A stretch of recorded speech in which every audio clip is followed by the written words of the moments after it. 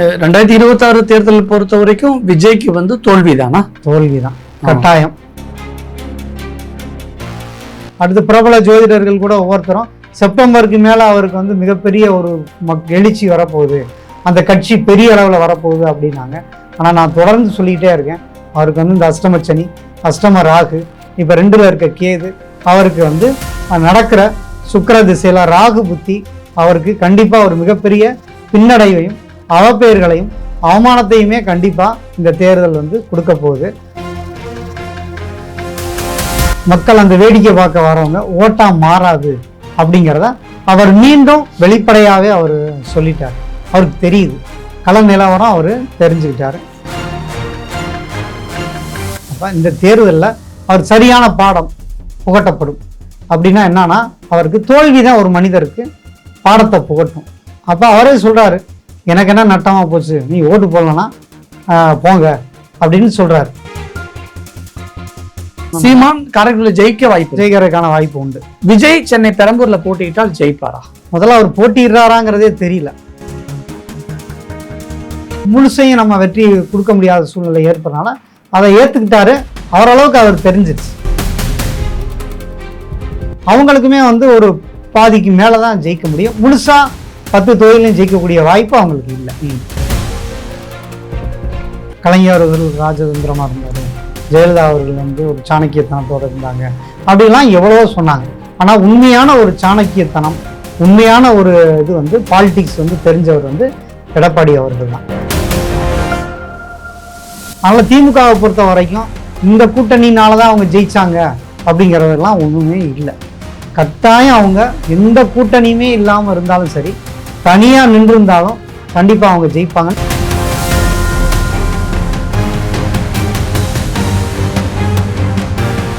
இந்த சேனலுக்கு உங்களது பங்களிப்பை செலுத்த விரும்பினால் சப்போர்ட் பண்ணுங்க. உங்களது சிறு உதவி எங்களுக்கு மிகப்பெரிய ஆதரவா இருக்கும். நன்றி. வணக்கம். இந்திய நமது சிறப்பு விருந்தினர் ஜோதிடர் காந்தி முருகேஸ்வரர் அவர்கள். வணக்கம் சார். வணக்கம். தேர்தல் அரசியலுக்கெல்லாம் பயங்கரமா சூடு பிடிச்சிருக்கு. ஆனா தேர்தல் நடக்கக்கூடிய இந்த தருணத்துல மக்களுடைய மனநிலையே சரியில்லைங்கிற மாதிரி தோணுது. ஏன்னா கேஸ் சிலிண்டர் தட்டுப்பாடு, பெட்ரோல் டீசல் தட்டுப்பாடு, மக்களே ஒரு விதமான இறுக்கமான சூழல்ல இருக்காங்க. இந்த தேர்தல் எப்படி நடக்க போகுது ஜோதிட ரீதியா? நம்ம இந்த ஜோதிட ரீதியா இந்த காலகட்டங்கள் நடப்பு நிலை அப்படிங்கிறது அவ்வளவு சாதகமான சூழ்நிலையில கிரகங்கள் இல்லை. ஏன்னா அந்த 6 கிரக இணைவுகள் அப்படிங்கிறது பிப்ரவரி 28 ஸ்டார்ட் ஆச்சு. இது மே 11 வரைக்கும் இருக்கு. ஸோ இந்த இடைப்பட்ட காலத்தில் தான் நமக்கு தமிழக தேர்தல்ங்கிறது வந்திருக்கு. அப்போ அந்த நம்ம ராசிக்கு சந்திரன் அப்படிங்கிற தமிழ்நாடு, அந்த ராசிக்கு 8ஆம் இடத்துல உங்களுக்கு ராகு சுயசாரத்தில் வந்திருக்காரு. அது காற்று ராசி. அதனால மக்கள் வந்து அந்த விரயத்தை அல்லது பாதிப்பை கொடுக்கக்கூடிய இடமான அந்த கும்பராசியில் ராகு இருக்குது. அந்த கேஸ் தட்டுப்பாட்டை கொடுத்தது. அடுத்து வரக்கூடிய பெயர்ச்சியும் உங்களுக்கு செவ்வாயோட பெயர்ச்சி சனியோட சேர போறாரு. அதுவும் வந்து குறிப்பாக அந்த ஏப்ரல் மாதம் 6ஆம் தேதியிலிருந்து பார்த்தீங்கன்னா ஏப்ரல் 22 வரைக்குமே உங்களுக்கு செவ்வாய் சனி சேரப்போகுது. பொதுவாகவே இந்த மாதிரி செவ்வாய் சனி செவ்வாய் ராகு சேர்ந்த நேரங்களில் தமிழக மக்களுக்கு ஏதாவது ஒரு பாதிப்புங்கிறது இயற்கையாகவே வந்துடுது. அதுவும் இப்போ குறிப்பாக அந்த கேஸு லிக்விட்னால பெட்ரோல் டீசல்னால பாதிப்புங்கிறது இப்போ மேலும் மேலும் வரக்கூடிய சூழ்நிலை தான் இருக்கு. அவங்க ஒரு நிம்மதியான சூழ்நிலை அப்படிங்கிறது தற்சமயம் இவங்களுக்கு இருக்கிறதுக்கு வாய்ப்பு இல்லை. அதற்கான கோச்சாரங்கள் தான் இப்போ நடந்துட்டு இருக்கு. அப்படி இப்போ தமிழக அரசியல் களத்தை பொறுத்த வரைக்கும் ரொம்ப கலகலப்பா ரொம்ப ஜாலியா இருக்குங்கிற மாதிரி இதுக்கு முன்னாடி பேட்டியில நீங்க சொல்லி ஒரே என்டர்டைன்மெண்டா தான் இருக்கணும் அப்படி சொல்லி. அதே மாதிரி இப்ப கட்சிகளும் மாறி மாறி அவங்க பேசிக்கிறதும் அல்லது வந்து ஒவ்வொரு தலைவர்களை பற்றிய பர்சனலான ஒரு கமெண்ட்டும் மக்களுக்கு வந்து தமிழ்நாட்டு மக்களை பொறுத்த வரைக்கும் கிசுகிசுக்கள் நிறைய பிடிக்கும். இப்படி இருக்கணும், அவர் அங்கே போயிட்டாரு இங்கே போயிட்டாருங்கிறது அதெல்லாம் அவங்களுக்கு தொடர்ந்து நடந்து வந்துட்டே தான் இருக்கு. ஓகே, நான் ஒவ்வொரு கட்சியாவே போறேன். தமிழக அரசியல் களத்தை பொறுத்த வரைக்கும் விஜய் ஒரு குறிப்பிட்ட கட்சியில போய் கூட்டணி சேருவான்னு எல்லாம் எதிர்பார்த்தாங்க. இந்த கட்சியா அந்த கட்சியான குழப்பம்லாம் இருந்தது. ஆனா விஜய் யார் கூட சேரல, எந்த கட்சியும் விஜய் கூட போய் சேரலங்கிற ஒரு பார்வை. விஜய் அவர்களை பொறுத்த வரைக்கும் 2026 தேர்தல் அரசியல் களத்துல விஜய் என்னவார்? 2026 விஜய் அவர்களுக்கு வந்து ஒரு கருப்பு வரலாறை தான் அது எழுதும். ஏன்னா அவருடைய ராசிக்கு, அவர் கடக லக்னம் கடக ராசி, அவருக்கு 8ஆம் இடத்துல இந்த கிரக இணைவுகளும் இப்போ நடக்கிற நேரம் தேர்தல் நேரத்தில் செவ்வாய் ராகு இப்போ இருக்காரு. அடுத்து செவ்வாய் சனியும் 9ஆம் இடத்துக்கு பயிற்சி ஆகக்கூடிய சூழ்நிலை தான் இருக்குது. அவருக்கு பேர் புகழ் மங்கக்கூடிய சூழ்நிலை தான் இப்போதைக்கு இருக்குது. 2ல் கேது இருக்குது. அப்போ அனல் பறக்க அவர் பேசுகிற வார்த்தைகள் இது எல்லாமே அவருக்கு எகெயின்ஸ்டாக முடியக்கூடிய சூழ்நிலைகள் தான் இருக்குது. ராசிக்கு அவர் கடகராசி, தமிழக மக்களும் கடகராசி, 2ஆம் வீட்டில் கேது இருக்காரு. அதுவும் 29ஆம் தேதியிலிருந்து மார்ச் 29இருந்து அது உங்களுக்கு கேது சுய நட்சத்திரமான மக நட்சத்திரத்திலே பயணிக்க போறாரு. இது அவருக்கு ஒரு பெரிய பாதிப்பை கொடுக்கக்கூடிய அமைப்பு தான் அவருக்கு. ஏன் பாதிப்பு, என்ன மாதிரியான பாதிப்புகள் விஜய்க்கு நடக்கும்? 2ஆம் இடம் அப்படிங்கிறது குடும்பம். அதான் நம்ம பர்சனல் பேசக்கூடாது, நம்ம பொதுவாகவே அதை அவாய்ட் பண்ணிக்கிட்டே வந்தோம். அது மே 11க்குள்ள அவருக்கு அந்த பர்சனலான குடும்ப வாழ்க்கையினால இவருடைய அந்த பேரு புகழ் மங்கக்கூடிய அமைப்பை அது கொடுக்கும். இது தேர்தலில் என்ன இம்பாக்டை கொடுக்கும் அப்படின்னா, தமிழ் குடும்பங்கள்லேருந்து வரக்கூடிய ஓட்டு இவருக்கு அப்படியே குறையக்கூடிய அமைப்பு தான் இருந்தது. நான் முன்னாடியே சொல்லியிருந்தேன். ஆனால் என்ன எல்லாரும் எதிர்பார்த்தாங்கன்னா, அந்த கூட்டம் கூடுறதை பார்த்துட்டு விஜய்க்கு அவ்வளோ கூட்டம் வருதே, அது எப்படி நீங்கள் சொல்கிறீங்க, அவர் கட்டாய வெற்றி பெறும். இப்போ நம்மளே கூட ஒரு நிகழ்ச்சி நீங்கள் பண்ணீங்க, அதில் கூட சக ஜோதிடர்கள் கூட சொன்னாங்க விஜய் அவருக்கு ரொம்ப டாப்பில் வருவார். அடுத்து பிரபல ஜோதிடர்கள் கூட ஒவ்வொருத்தரும் செப்டம்பருக்கு மேலே அவருக்கு மிகப்பெரிய ஒரு எழுச்சி வரப்போகுது, அந்த கட்சி பெரிய அளவில் வரப்போகுது அப்படின்னாங்க. ஆனால் நான் தொடர்ந்து சொல்லிக்கிட்டே இருக்கேன், அவருக்கு இந்த அஷ்டமச்சனி, அஷ்டம ராகு, இப்போ 2ல் இருக்க கேது, அவருக்கு நடக்கிற சுக்கிர திசையில் ராகு புத்தி அவருக்கு கண்டிப்பாக ஒரு மிகப்பெரிய பின்னடைவையும் அவப்பெயர்களையும் அவமானத்தையுமே கண்டிப்பாக இந்த தேர்தல் கொடுக்க போகுது. அதனால தான் அவருடைய பேச்சும் சரியில்லை, அவருடைய நடவடிக்கையும் சரியில்லை. அவர் போய் மக்கள்கிட்ட அவர் குறைகளையும் மக்களுடைய பிரச்சனைகளை அவர் பேசக்கூடிய சூழ்நிலை இல்லை. அவருடைய பர்சனலான அட்டாக் தான் வந்திருக்கு. அந்த பர்சனல் அட்டாக் காரணம் 2ல் இருக்க கேது தான், 7ல் இருக்க ராகு தான், 8ல் இருக்க ராகு தான் அவருக்கு இதை கொடுத்துச்சு. அதனால் அவருக்கான தசா புத்திகளும் சரியில்லை, கோச்சார பலன்களும் அவருக்கு சரியில்லை. ஏன்னா அடுத்ததாக குரு ஜென்மத்துக்கு வரப்போறார். ஜென்ம குரு ராமர் வனவாசம், அடுத்தடுத்த கேஸு, அதில் வரக்கூடிய அவருக்கு உரிய அவப்பெயர்கள் தான் கூடுதலாக வரப்போகுது. இந்த காலகட்டங்களில் அவர் ரொம்ப கவனமாக இருக்கணும். இல்லாட்டி அரசாங்க தண்டனை, அரசாங்கனால கெட்ட பெயர்களை ஏற்படக்கூடிய சூழ்நிலைகள் தொடர்ந்து இன்னும் 1 இயருக்கு அவருக்கு இருக்குது. அடுத்த குரு பயிற்சி அடுத்த ஜூன் வரைக்குமே, 2027 ஜூன் வரைக்குமே அவருக்கு சரியில்லை. 2026 தேர்தல் பொறுத்த வரைக்கும் விஜய்க்கு தோல்வி தானா? தோல்வி தான் கட்டாயம். முன்னாடி இருந்த ஒரு எழுச்சி கூட எல்லாம் எதிர்கட்சி தலைவராகிடுவார் அப்படி இப்படின்லாம் சொன்னாங்க, அந்த கூட்டணி கணக்குகள்லாம் வச்சு அவங்களாம் சொன்னாங்க. ஆனால் அது நடக்காது. அதனால் அவருக்கு மிகப்பெரிய பின்னடைவை அது கண்டிப்பாக கொடுக்கும். Okay okay. அடுத்து திமுக கூட்டணியில் முக்கியமான கட்சியாக இருக்கக்கூடிய மக்கள் நீதி மையம் தேர்தலில் போட்டியிட போல அப்படின்னு வெளில வந்துட்டாங்க. தமிழக வாழ்வுரிமை கட்சி தலைவர் வேல்முருகனும் வெளியில வந்துட்டாரு. திமுக கூட்டணிக்குள்ளேயே ஒரு சலசலப்பெல்லாம் இருக்கு. அப்புறம் கொங்கு மண்டலத்தில் ஈஸ்வரன் அவரும் வெளிநடப்பு அப்படிங்கிற மாதிரி எல்லாம் சொல்றாங்க. இது எப்படி? அதாவது மக்கள் நீதி மையம் கமலஹாசன் அவர்கள் பொறுத்த வரைக்கும் அவர் ஒரு தப்பான ஒரு கணக்கீடு பண்ணிட்டார். அதாவது மக்கள் நமக்கு அந்த ரசிகர்கள் கூட்டம், அவர் போற இடங்கள்ல சேரக்கூடிய கூட்டத்தை வச்சு கண்டிப்பாக நமக்கு ஓட்டு போடுவாங்கன்னு நான் ரொம்ப நம்பிக்கையோடு தான் கட்சி தொடங்கினார். ஏன்னா அவர் பேசின எல்லாமே தமிழக மக்கள் எல்லாருக்குமே தெரியும். ஆனால் மக்கள் அந்த வேடிக்கை பார்க்க வரவங்க ஓட்டாக மாறாது அப்படிங்கிறத அவர் மீண்டும் வெளிப்படையாகவே அவர் சொல்லிட்டார். அவருக்கு தெரியுது, கள நிலவரம் அவர் தெரிஞ்சுக்கிட்டாரு. தேவையில்லாத வேலையை நம்ம செஞ்சிட்டோம், கட்சியை தொடங்கிட்டோம், மேலும் இதை இழுத்துட்டு போகக்கூடாது அப்படிங்கிற முடிவுக்கு அவர் வந்துட்டார். நம்ம ஜாதக ரீதியாக தான் சொல்கிறோம். நீங்கள் சொல்கிறது கூட்டணியிலேருந்து ஏன் விலகினாருன்னு கேட்குறீங்க. ஆனால் அவருக்கு மீனராசி அவர். அப்போ மீனராசிக்கு அந்த கடந்த ஒரு 3.5 வருஷமாகவே ரொம்ப ஒரு கடுமையான மன உளைச்சலை கொடுக்கக்கூடியதாக இருந்தது. இடையில குரு பயிற்சி கொஞ்சம் நல்ல இடத்துக்கு வந்தனால சரியான அறிவை இந்த கிரகங்கள் அவருக்கு புகட்டிடுச்சுன்னு நினைக்கிறேன். அதனால் அவர் தப்பிச்சு தான் போகிறார். மக்கள் நமக்கு ஓட்டு போட மாட்டாங்க, நம்ம இந்த ரிஸ்க் எடுக்கக்கூடாது. இப்போ ஒரு பதவி கிடச்சிருச்சு, எம்பின்னு ஒரு பதவி கிடச்சிருச்சு, இதோட அப்படியே அந்த ஒரு கெத்துலேயே நம்ம போயிடலான்னு முடிவு பண்ணிட்டாரு. அதனால தான் அவருடைய கிரக அமைப்புகள் அவருக்கு இப்போ குரு பயிற்சி வேறு நல்ல இடத்துக்கு வருது. ஸோ அதனால அந்த குரு அவருக்கு குருனாவே நல்ல போதனைகள் கொடுக்கக்கூடியது. எப்போ நீ எஸ்கேப் ஆயிரு அப்படின்னு சொல்லி அவருக்கு ஒரு ஐடியா கொடுத்து குரு பகவானால் அவர் காப்பாற்றப்பட்டு அவர் அதுலேருந்து வெளியே வந்துட்டார். இதனால அவருக்கு எந்த நஷ்டமும் வரப்போறதில்லை. மக்களும் வந்து பெருசா ஐயோ நம்ம ஒரு தலைவரை இழந்துட்டோம்னா அதுக்காக வருத்தப்பட மாட்டாங்க. அது கூட்டணிக்கும் அது நல்லதாக தான் இருக்கு. திமுக கூட்டணியிலேயே சின்ன சின்ன கட்சிகளா இருக்கக்கூடிய கொங்கு ஈஸ்வரன் வேல்முருகன்லாம் வெளில போயிட்டாங்களே. நான் முன்னாடியே சொல்லியிருக்கேன், சிறு கட்சிகள் இந்த 2026 தன்னுடைய இருப்பை வந்து இழந்துருவாங்க அப்படின்னு நம்ம சொல்லியிருக்கோம். அதன்படி பார்த்தீங்கன்னா கவர்மெண்ட்டே வந்து நிறைய சின்ன கட்சிகள்லாம் வந்து அவங்களோட இதெல்லாம் வந்து நீக்கிட்டாங்க. அங்கீகாரத்தை நீக்கிட்டாங்க. அதை நம்ம முன்னாடி சொல்லியிருந்தோம். அப்போ அந்த சிறு கட்சிகள் போட்டியிட்டாலும் திமுகவோட சின்னத்தில் போட்டியிடக்கூடிய சூழலை அது வந்து உண்டாக்கிருச்சு.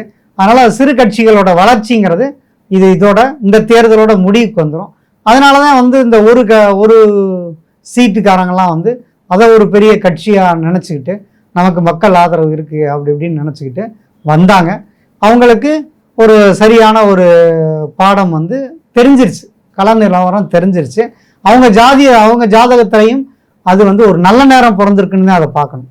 வேல்முருகன் அவர்களுக்கோ அல்லது வந்து ஈஸ்வரன் அவர்களுக்கோ அல்லது வந்து திருமாவளவன் மற்ற சின்ன கட்சிகள்லாம் இப்போ போனாங்க இல்லையா, பேக் அவுட் ஆனாங்க. ஏன் அது அவங்க நல்ல நேரம் பிறந்துருச்சுன்னு சொல்றீங்க? ஆமாம், அவங்க அந்த ஒரு இதுக்காக போய் அவங்க குடும்ப வாழ்க்கையையும் வாழாம, நீங்கள் அரசியல்னு வந்தீங்கன்னா குடும்ப வாழ்க்கையும் வாழ முடியாது, அடுத்ததா மக்கள் சேவையும் செய்ய முடியாது. சின்னதாக ஒரு தப்பு பண்ணாலும் அதை வந்து பெருசாக எடுத்து அவங்கள அவமானப்படுத்தி அந்த ஒரு இன்ட்ரெஸ்ட்டுங்கிறத போக்கடிச்சிடுவாங்க. அதனால் வந்து இந்த ஒரு கெட்ட நேரம் இருக்கவங்க தான் பெரும்பாலும் இது மாதிரி தேர்ந்தெடுத்து வருவாங்க. நீங்கள் பார்த்தீங்கன்னா ஒரு அரசியல்லையோ பொதுமக்கள் சேவை செய்கிறவங்க பார்த்தீங்கன்னா குடும்ப வாழ்க்கை இல்லாமல் இருக்கும். அப்போ அவங்க குடும்பத்தை விட்டுட்டு தான் வந்து ஒன்று டைவர்ஸ் ஆயிரும், இல்லாட்டி கல்யாணம் ஆகாமல் இருக்கும், அல்லது வந்து அவங்களுக்கு பொருளாதாரமே இல்லாமல் இருக்கும். இப்படி ஆளுக தான் வந்து இந்த அரசியலுக்கு வர வேண்டிய சூழ்நிலைங்கிறது ஏற்படுத்தும். ஏன்னா இது மக்கள் சேவை செய்யக்கூடிய ஒரு அமைப்பு. அப்போ ஒரு சேமிப்பு வச்சோம், ஒரு மக்கள் பணத்தை கொள்ளையடித்து நம்ம வச்சுக்கிட்டோம் அப்படின்னு சொன்னால் அவங்களுக்கே அது பயன்படாது. அவங்க கோடி கோடியாக சேர்த்து வைக்கலாம். இப்போ பேச்சுலராக இருக்காங்க, அவங்க அரசாள்றாங்க, அவங்க வந்து அந்த சொத்துக்கெல்லாம் சேர்த்து வச்சாங்க, அது வீணாக போச்சுல, அப்போ மக்களுக்கு பயன்படாமல் போச்சு. அப்போ தன்னலமற்றவர்கள் தான் வந்து அந்த இதுக்கு வரணும் அப்படிங்கிற ஒரு அமைப்பு இருக்குது. இது எதனால் ஏற்படுதுன்னா, இப்போ காலபுருஷ தத்துவத்துக்கு 12ஆம் இடத்துக்கு மீனம் வந்துட்டார். அதனால் ஒரு சுற்று முடிய போகுது. 30 ஆண்டுகளுக்கு ஒரு முறை வந்து மக்கள் மனநிலைங்கிறது மாறும். அப்படி பார்த்தீங்கன்னா 30 வருஷத்துக்கு முன்னாடி நீங்கள் பார்த்தீங்கன்னா அந்த 91, 96 அந்த டயத்தில் பார்த்தீங்கன்னா அந்த பீரியட் தான் ஒரு மாற்றம் வந்துச்சு. அதே மாதிரி இப்போ 2026 30 வருஷம் கழிச்சு ஒரு மனநிலை மாற்றங்கிறது வருது. மேசத்தில் சனி போய் அதை விட்டுட்டு அவர் கிளம்புற நேரத்தில் ஒரு புதிய உலகம் கண்டிப்பாக பிறக்கும். அதற்கான விஷயங்கள் தான் இப்போ நடந்துட்டுருக்கு. அதனால் இந்த கட்சிகள், சின்ன சின்ன கட்சிகள் வந்து கண்டிப்பாக போகிறது அவங்களுக்கும் நல்லது, இப்போ கட்சிகளுக்கும் அது நல்லதாக தான் இருக்கும். திமுக கூட்டணியில சின்ன சின்ன கட்சிகள் 2 கட்சி வெளியில போயிடுச்சு. ஆனா அதிமுக கூட்டணியில சின்ன சின்ன கட்சிகளுக்கு ஒவ்வொரு சீட்டு கொடுத்து தக்க வச்சிருக்காங்க. இதை நம்ம பழசை எடுத்து பார்க்கணும். ஒரு டயத்துல பார்த்தீங்கன்னா டிஎம்கேல வந்து நிறைய ஜாதி கட்சிகள் ஒரு பீரியட் வந்தது, எல்லாத்துக்குமே கலைஞர் அவர்கள் வந்து சீட்டு கொடுத்தாரு. ஆனால் அந்த தேர்தலில் இவங்க வந்து ஜெயலலிதா அவர்கள் வந்து தனித்து போட்டிட்டாங்க, தனித்து ஒரு வெற்றி வாகை சூடினாங்க. அது வந்து நமக்கு முன்னாடி நடந்திருக்கு. அந்த நேரத்தில் இருக்க கிரக சூழ்நிலைகள் பார்த்தீங்கன்னா வெற்றி பெறக்கூடியவங்க எந்த முடிவு எடுத்தாலும் அது வெற்றியாக தான் மாறும். நம்ம வந்து சின்ன சின்ன கட்சிகளை சேர்க்குறோம், அதனால நம்ம வந்து பெரிய கட்சி ஆகிட்டோம், நமக்கு மக்கள் ஓட்டு போடுவாங்கன்னா அப்படி ஒரு சூழ்நிலை வந்து மக்களுக்கு கண்டிப்பாக அமையக்கூடிய வாய்ப்பு இல்லை. அரசியல்வாதிகளுக்கு இது ஒரு பாடம் போட்டக்கூடிய தேர்தலாக தான் கண்டிப்பாக இது அமையப்போகுது. ஓகே, இப்போ விஜய் பற்றி பேசிட்டோம், சீமான் பற்றி பேசிடலாம். சீமான் அவர்களுக்கு என்னன்னா அவருடைய ஜாதக அடிப்படையில் அவருக்கு வந்து மேச ராசி அப்படின்னு சொல்லப்படுது. ஸோ அப்போ அவருக்கு இது 7.5 சனி காலம். அப்போ சனி அப்படிங்கிறது வந்துட்டாலே அவருக்கு வந்து போதனைகளை கொடுக்கக்கூடிய அமைப்பு இருக்கும். அவர் ஊருக்கே போதனை சொல்கிறார், நீங்கள் அந்த கட்சி இப்படி இருங்க, டிஎம்கே இப்படி இருங்க, அதிமுக அப்படி இருங்க, பிஜேபி மத்தியில் ஆள்றவங்க இப்படி இருக்கணும், மாநிலத்தை ஆள்றவங்க இப்படி இருக்கணும், அப்போ கவுன்சிலர் இப்படி இருக்கணும் அப்படின்னு ஒவ்வொருத்தருக்கும் அவர் பாடம் நடத்துகிறார். இப்படி இருந்தால் நல்லா இருக்கும், இந்த தமிழ்நாட்டை நான் முன்னுக்கு கொண்டு வந்துடுவேன் அப்படின்னு அவர் சொல்கிறார். ஆனால் அவருக்கே பாடம் நடத்துறது சனி பகவான் தான். அப்போ இந்த தேர்தலில் அவர் சரியான பாடம் புகட்டப்படும். அப்படின்னா என்னன்னா அவருக்கு தோல்வி தான் ஒரு மனிதருக்கு பாடத்தை புகட்டும். அப்போ அவரே சொல்கிறாரு, எனக்கு என்ன நட்டமாக போச்சு, நீ ஓட்டு போடலன்னா போங்க அப்படின்னு சொல்கிறாரு. அப்போ ஆட்டோமேட்டிக்காக அந்த சனியோட வார்த்தைகள் தான் இது. அப்போ நான் தோற்று போவேன்னு தெரியும், ஆனால் நீங்கள் வந்து செஞ்சால் நல்லது, உங்க நலனுக்காக தான் நான் வாரேன் அப்படின்னா அங்கே வந்து அவருக்கு தன்னுடைய ஆணவத்தை அழித்து நம்ம மக்களுக்கும் வந்து நம்ம செய்யணும்னு நினைக்கிற விஷயங்கள் அவர் வந்து எடுபடாமல் போகக்கூடிய சூழ்நிலைகள் தான் அவருடைய ஜாதகப்படி வருது. நாம் தமிழருடைய ஓவரால் கட்சியோட ரிசல்ட் என்னன்னு மக்களுக்கு தெரியும். சீமான் காரைக்குடியில ஜெயிப்பாரா? அவருக்கு இது ஒரு டஃப்பான பீரியட் தான். அவருக்கு ஜெயிப்பதற்கான சூழ்நிலை வந்து குறைவாக தான் இருக்கு. ஆனால் அவர் ஒன்று செய்யலாம். ஏன்னா அவருக்கு தேர்தல் நேரத்தை விட மே 11ஆம் தேதிக்கு மேலே அவர் கொஞ்சம் பாசிட்டிவா இருக்கு. அதனால என்ன ஆகும், அவருக்கு ஒரு நல்ல ஒரு வாய்ப்பு கிடைக்க வாய்ப்பு இருக்கு இந்த முறை. ஏன்னா இத்தனை வருஷமா அவருக்கு எதுவுமே இல்லைன்னு சொன்னா சீமான் காரைக்குடியில ஜெயிக்கிறதுக்கான வாய்ப்பு உண்டு. விஜய் சென்னை பெரம்பூர்ல போட்டியிட்டால் ஜெயிப்பாரா? முதல்ல அவர் போட்டியிடுறாராங்கிறதே தெரியல. ஏன்னா அவருடைய ஜாதக அமைப்பு அப்படிங்கிறது வந்து வென்றால் அவர் சிஎம் ஆகிறப்பதான் அவர் நிற்கணும் அப்படிங்கிற ஒரு மனநிலை அவருக்கு இருக்கும். ஏன்னா அவர் ஜாதக அடிப்படையில் சொல்றேன், இப்படி ஒரு மனநிலை அவருக்கு இருக்க வாய்ப்பு இருக்கு. அவர் நின்றாலும் அவருக்கு வந்து ஒரு வெற்றி வாய்ப்பு கட்டாயம் கொடுக்கும். எப்பயுமே இந்த வெற்றி வாய்ப்புகள் அப்படிங்கிறது வந்து என்னன்னா முதலமைச்சருக்கான வெற்றி வாய்ப்பு இல்லை, சீமான் அவர்களுக்கோ விஜய் அவர்களுக்கோ இல்லை. அப்போ இந்த வெற்றி வாய்ப்பு என்ன பண்ணும், அவருக்கு வந்து சீமான் அவர்களுக்கு இந்த 7 வருஷமும் தொடர்ந்து போராடக்கூடிய சூழ்நிலை தானே கொடுக்கும். ஒரு வெற்றி இல்லைன்னா கூட போங்கடான்னு விட்டு ஓடி போயிடலாம், தப்பிச்சிடலாம். ஆனால் அதை கொஞ்சோன்னு கொடுத்து அதை அவங்கள பிடிச்சி இழுத்து அந்த 7 வருஷமும் ஐயோ கொஞ்சம் பண்ணியிருக்கலாம், அடுத்த கட்டத்துக்கு நம்ம போகணும், இந்த முறை கொஞ்சம் ஓரளவுக்கு பார்டரில் வந்துட்டோம், நெருங்கி தோத்துட்டோம், இல்லை ஜெயிச்சிட்டோம், நம்ம மட்டும் இல்லை இப்போதான் மக்களுக்கு நம்ம மேலே ஒரு அபிப்பிராயம் வந்திருக்கு அப்படின்னா அவங்களுக்குள்ள கெட்ட நேரம் வந்து தொடர்ந்து இழுத்து உள்ளே போடும். விஜய் அவர்களுக்கும் அப்படி ஒரு சூழ்நிலை வரும். மக்கள் ஓரளவுக்கு ஓட்டு போட்டு அவரை வந்து மக்கள் வந்து ஏமாற்றக்கூடிய, அதாவது அவருக்கு வந்து சில ஓட்டுகள் உற்சாகத்தை கொடுத்து தான் அவரை வந்து மனநிலையை பாதிக்கும். திமுக பொறுத்த வரைக்கும் விடுதலை சிறுத்தைகளுக்கு கம்மியா தொகுதி கொடுத்துட்டாங்க, ஓட்டு சதவீதம் கம்மியா இருக்கக்கூடிய தேமுதிகவுக்கு அதிகமா கொடுத்துட்டாங்கன்னு ஒரு பார்வை இருந்தது. இது இப்ப அதுக்கு வந்து திருமாவளவன் அவர்களே சொல்லியிருக்காரு, அன்று வந்து ஒரு தேமுதிகங்கிறது ஒரு எதிர்கட்சியா இருந்தவங்க என்னதான் விளக்கம் கொடுத்தாலும் கல யதார்த்தம் இன்னைக்கு என்ன ரிசல்ட்னு ஒண்ணு இருக்குல்ல. அப்ப கல யதார்த்தம்ங்கிறது அவருக்கும் இருக்கும். அவருடைய ஜாதகப்படியும் பாத்தீங்கன்னா இந்த 8 சீட்லயே முழுசா ஜெயிப்பாராங்கிறதுக்குரிய சூழ்நிலைகள் அவருக்கு இல்லை திருமாவளவனுக்கு. ஆமா, அதனால வந்து அவருடைய ஜாதக நிலையும் வந்து அவர் வந்து சரி பரவாயில்ல அப்படின்னு அவர் முழுசையும் நம்ம வெற்றி கொடுக்க முடியாத சூழ்நிலை ஏற்படுறதுனால அதை ஏத்துக்கிட்டாரு. அவரளவுக்கு அவர் தெரிஞ்சிருச்சு, அதனால வந்து சரியானது. தேமுதிகவை பொறுத்த வரைக்கும் அப்ப அவங்களோட ஜாதக அடிப்படையில பாத்தீங்கன்னா அவங்களுக்குமே வந்து ஒரு பாதிக்கு மேலதான் ஜெயிக்க முடியும். முழுசா 10 தொகுதியிலையும் ஜெயிக்கக்கூடிய வாய்ப்பு அவங்களுக்கு இல்லை. அப்படியே அதிமுக கூட்டணியில எடப்பாடி வந்து கூட்டணி கட்சிகள் ரொம்ப சரியா கையாண்டாரு. பிஜேபியா இருக்கட்டும் எல்லாரும் கைக்குள்ள வச்சுக்கிட்டாருன்னு சொன்னாங்க. ஆனா தமிழ் மாநில காங்கிரஸ் ஜி.கே. வாசன் கட்சிக்கு 5 தொகுதியில கொடுத்துட்டாரு, அது தப்பு பண்ணிட்டாரு. எப்படி திமுக கூட்டணி தேமுதிகவுக்கு அதிக 10 சீட்டு கொடுத்து ஸ்டாலின் தப்பு பண்ணாருன்னு பேசினாங்களோ அதே மாதிரி ஜி.கே. வாசனுக்கு 5 சீட்டு கொடுத்துருக்க தேவையில்லை, இபிஎஸ் தப்பு பண்ணிட்டாரு, இந்த மாதிரி எல்லாம் பேசினாங்க. எடப்பாடியார் அவர்களை பொறுத்த வரைக்கும் ராஜதந்திரி, அவருடைய ஜாதக அமைப்பே அவர் வந்து பவர்ஃபுல்லான ஒரு மனிதர். இருக்கிறதுலே பார்த்தீங்கன்னா ராஜதந்திரம் அதிகமாக இது வரைக்கும் நம்ம சொல்கிறோம். கலைஞர் அவர்கள் ராஜதந்திரமாக இருந்தார், ஜெயலலிதா அவர்கள் வந்து ஒரு சாணக்கியத்தனத்தோடு இருந்தாங்க, அப்படிலாம் எவ்வளவோ சொன்னாங்க. ஆனால் உண்மையான ஒரு சாணக்கியத்தனம், உண்மையான ஒரு இது வந்து பாலிடிக்ஸ் வந்து தெரிஞ்சவர் வந்து எடப்பாடி அவர்கள் தான். அதிமுகல இருந்து அந்த ஐவரணியில அவர் மட்டும்தான் இன்னைக்கு டாப் பொசிஷனுக்கு வந்திருக்காரு எடப்பாடி. அப்ப முதலமைச்சராகவும் 5 ஆண்டுகள் அவர் வந்து ஒரு பெரிய கெட்ட பேர் இல்லாம அவருடைய ஆட்சி காலத்தை அவர் நிறைவு செஞ்சார். அதே மாதிரி பாத்தீங்கன்னா சில விஷயங்கள்ல அவர் வந்து ரொம்ப அவர் ஸ்ட்ராங்கா இருந்து அவர் வந்து அதை பண்ணார். கட்சி வெற்றி அடையுது தோல்வி அடையுது முக்கியம் இல்லை, அந்த தலைவனா அவர் எடுக்கிற முடிவுகள் இருக்கு இல்லையா, சூழ்நிலைக்கு ஏற்றபடி அவர் வந்து தன்னை பாதிக்காத அளவுக்கு அவர் வந்து இப்போ 5 சீட்டு அங்கே கொடுத்துருக்காருன்னா அதனால நமக்கு வந்து பெரிய ஒரு இழப்பு இல்லை. அவருக்கு அந்த 5 தொகுதிகளை நீங்கள் எடுத்து பார்த்தீங்கன்னு வைங்களேன், அதில் வந்து வீக்கான ஒரு தொகுதியாக இருக்கும். இல்ல 5 தொகுதியில 3 தொகுதி டிஎம்கேயோட மினிஸ்டர்ஸோட தொகுதி பாத்தீங்களா, கரண்ட் மினிஸ்டர். அதுதான் அவர் சொன்னேன் நான், அவருக்கு அந்த சாணக்கியத்தனம்ங்கிறது அவருக்கு உண்டு. அதனால அவர் வந்து எத்தனை தொகுதி வேணாலும் எடுத்துக்காங்க, அந்த எடுத்து கொடுக்குற தொகுதியெல்லாம் டம்மியாக தான் இருக்கும். அப்படி ஒரு ராஜதந்திரி. அதனால வந்து அவருடைய ஜாதக அடிப்படையில் என்னன்னா அவருக்கு அந்த முதல்வர் பதவிக்குரிய வாய்ப்பு வேணால் தடைப்படலாம். இப்போ நடக்கிற அவரோட கோச்சார பலன்களும் சரி, அவருக்கு நடக்கிற அந்த சுய ஜாதக அடிப்படையிலையும் இருக்கலாம். ஆனால் அவருக்கு ஒரு பவர்ஃபுல்லான லீடராக வரக்கூடியதாக தான் இந்த தேர்தல்ங்கிறது அவர் கட்டாயம் இருக்கும். ஓகே, அதிமுக சொல்லிட்டீங்க. அப்படியே திமுகவுடைய கள யதார்த்தம், கள சூழல் இந்த தேர்தல் எப்படி இருக்கு? திமுகவை பொறுத்த வரைக்கும் என்னன்னா, அவங்களுடைய கட்சி தலைவருக்கும் சரி, அடுத்ததா துணை முதல்வர் அவர்களுடைய ஜாதகத்தை பார்த்தோம் அப்படின்னா ஒரு பவர்ஃபுல்லான நிலையில தான் இருக்கு. ஏன்னா இந்த தேர்தல் முடிகிற வரைக்குமே திரு ஸ்டாலின் அவர்களுக்கு வந்து சிம்மராசி லாபஸ்தானத்துல தான் குரு இருக்கார். குரு பயிற்சி வந்து ஜூன் 1ஆம் தேதி தான் மாறுது, வாக்கியப்படி மே 26 தான் மாறுது. ஸோ அதுக்குள்ளாடியே தேர்தல் வந்து அவங்களுக்கு சாதகமான ஒரு சூழ்நிலையை கட்டாயம் கொடுக்கக்கூடிய அமைப்பு தான் இருக்கு. அதனால திமுகவை பொறுத்த வரைக்கும் இந்த கூட்டணினால தான் அவங்க ஜெயிச்சாங்க அப்படிங்கிறதெல்லாம் ஒண்ணுமே இல்லை. கட்டாயம் அவங்க எந்த கூட்டணியுமே இல்லாமல் இருந்தாலும் சரி, தனியாக நின்றிருந்தாலும் கண்டிப்பாக அவங்க ஜெயிப்பாங்கன்னு நான் முன்னாடியே சொல்லியிருந்தேன். அதே தான் இப்பயும் சொல்கிறேன். கூட்டணி கட்சிகளால் அவர் வந்து ஜெயிக்கக்கூடிய அமைப்பெலாம் உள்ள அவருக்கு கட்டாயம் திமுக வந்து இந்த முறை தேர்தலில் வெற்றி பெற்று அந்த முதலமைச்சர் யோகம் அவர் வந்து இவருக்கு 2வது முறையாகவும் அமையக்கூடிய சூழ்நிலை கட்டாயம் உண்டு.